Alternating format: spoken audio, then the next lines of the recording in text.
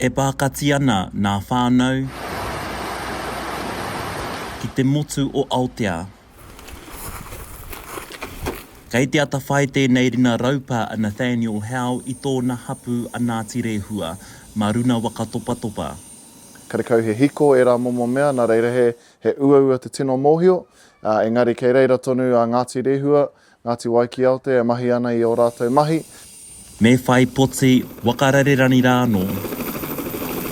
Kia tarea te tuku āwhina, kai kia rātou.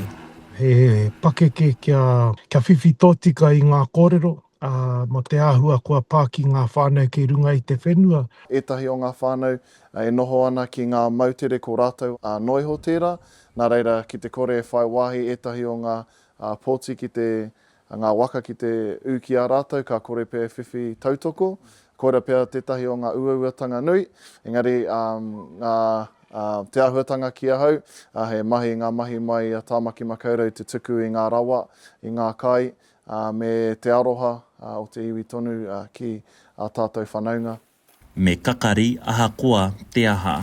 Ai, waipuketia mātou ki te ua marangai. Engari kua waipuketia hoki mātou ki te aroha a te iwi nui tonu.